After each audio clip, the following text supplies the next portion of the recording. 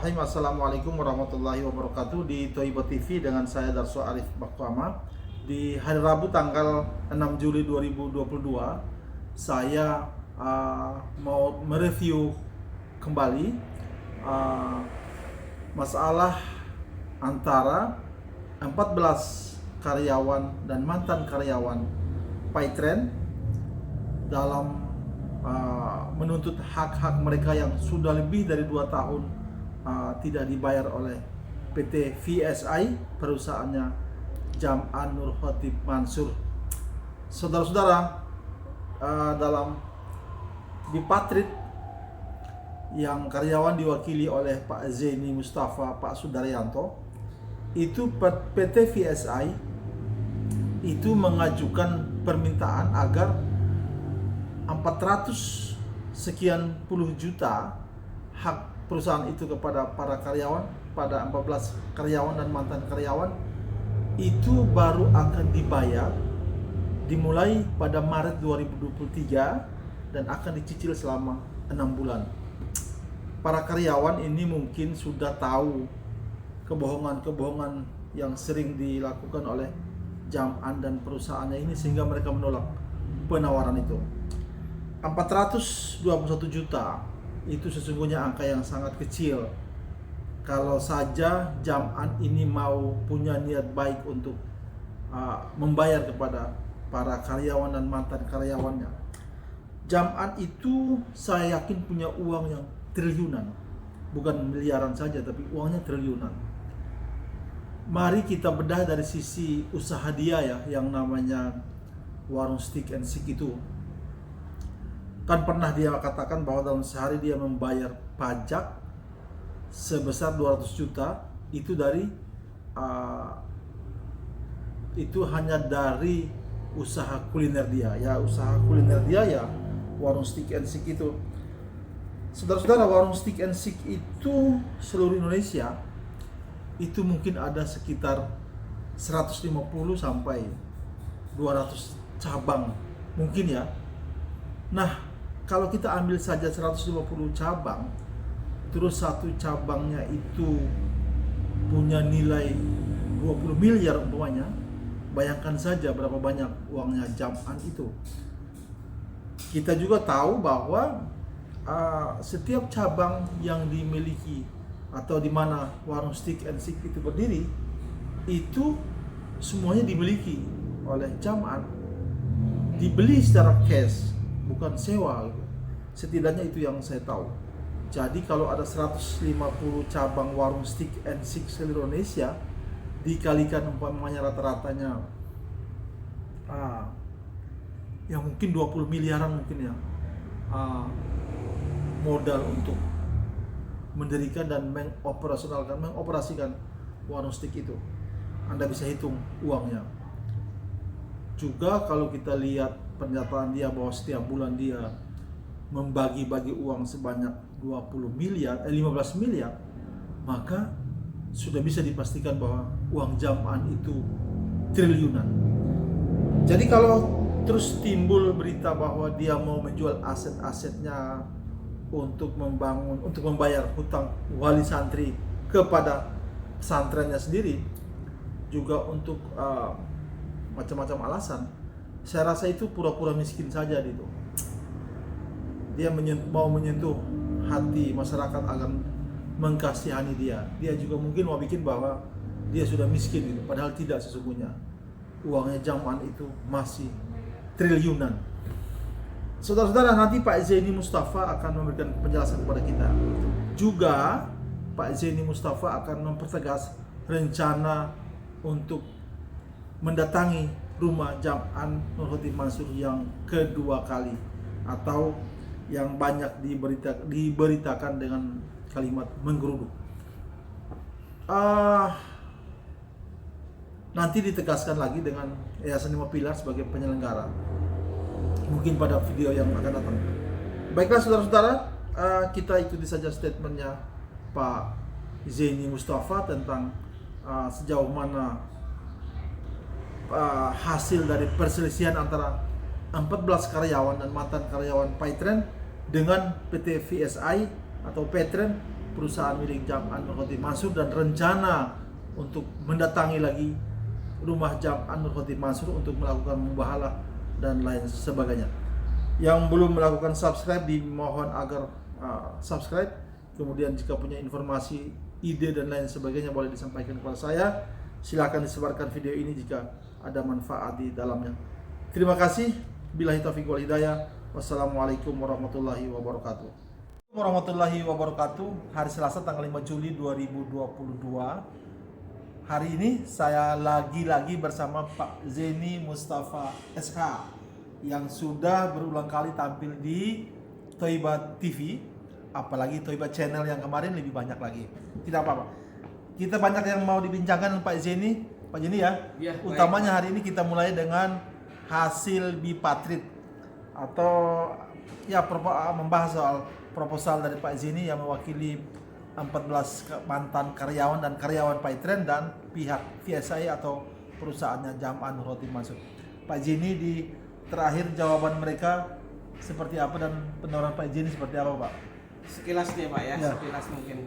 Jadi posisinya di Bipatrit yang pertama, itu tanggal 4 Juni 2022 itu kan kami mengajukan proposal Pak terhadap 14 karyawan terkait dengan kewajiban dari PT Peritra Sentosa Internasional atau biasa disebut Paitren. Yang lebih enak saya sebut Paitren saja ya. Baik. Nah, dari 14 karyawan itu termasuk gaji, termasuk pesangon, termasuk THR itu kami klaim adalah 616 juta Pak. Itu yang kami klaim. Kemudian pada tanggal 24 Juni 2022 itu beliau menanggapi proposal yang saya ajukan itu, jumlahnya menjadi 451 lebih sedikit lah. Berkurang jadinya Pak ya? Berkurang. Karena beliau menganggap yang clear itu adalah 10 karyawan, mereka jumlah totalnya tidak dibantah. Kemudian yang plus 4 karyawan itu mereka mengatakan yang 2 karyawan itu masih dirumahkan sehingga belum berhak atas pesangon. Kemudian yang 1 karyawan karena jumlah totalnya tetap, cuman karena punya kewajiban sehingga dikurangi kewajiban begitu Pak. Terus kemudian yang 1 karyawan juga tidak berhak atas pesangon karena mereka resign atau mengundurkan diri. Begitu katanya Pak. Sehingga jumlahnya menjadi karena dikurangi dengan pesangon, dikurangi dengan pinjaman 1 karyawan itu jumlahnya menjadi 451 itu Pak. Gitu. Jadi Paitren sebenarnya sanggup mau bayar ya Pak? Kemudian Paitren itu mengatakan mereka akan bayar itu tapi dengan cara dicicil selama 6 bulan dimulai pada Maret 2023. Kemudian pada tanggal 1 Juli 2022 kemarin kami menanggapi bahwa angka kami setujui Pak. Angka kami setujui, cuman kami keberatan kalau itu dicicil. Satu, yang kedua, apalagi mencicilnya itu kan tahun depan Pak. Sudah 2 tahun karyawan tidak gajian, kemudian akan dibayar tapi dengan cara mencicil, dan tahun depan ini kan karyawan sama saja dengan disuruh mati lah Pak. Berarti memang Paitren itu nggak punya uang ya Pak? Allahualam. Tapi saya mengatakan tidak kurang beritikat baik lah gitu. Padahal pemiliknya sendiri Pak Jaman itu kaya raya dong Pak. Wah, kalau kita ngelihat mereka pamernya kan kaya-kaya kan. Mereka mengatakan bahwa di stick aja ya, di bisnis stick bersama Jody itu, warung stick and stick bersama Jody itu kan mereka mengatakan 1 hari itu katanya pajaknya saja itu 100 sampai 200 juta. 100 sampai 200 juta pajaknya ya. Kemudian mereka bagi-bagi uang per bulannya 12 miliar sampai dengan 15 miliar. Ini gaji karyawan berapa sih Pak? Kan begitu. Menurut saya kalau mereka beritikat baik kan tinggal hanya nyolek saja dari itu sedikit gaji karyawan kan begitu. Nyolek aja sedikit ya Pak? Nyolek aja sedikit, nggak banyak kok. Sekuku hitam lah gitu. Pak, kalau jika tuntutan ini ditolak lagi oleh pihak Paytrend, rencana Bapak berikutnya apa, Pak? Kalau ini ditolak oleh pihak Paytrend berarti kan deadlock di sana. Ya. Sudah tidak ada kesepakatan. Ya. Tentu akan dikembalikan lagi kepada Disnaker Kota Bandung Ya. untuk ditripatritkan lagi. Ya. Ya. Kalau di sana juga nanti gagal lagi, tentu sudah tidak ada jalan keluarnya. Tentu nanti Disnaker lah, mediator Disnaker lah yang akan memberikan semacam arahan begitu. Ya. Semacam ini ya posisinya Anjuran? Anjuran untuk berperkara begitu. Jadi nanti digugat tuh, Pak. Iya.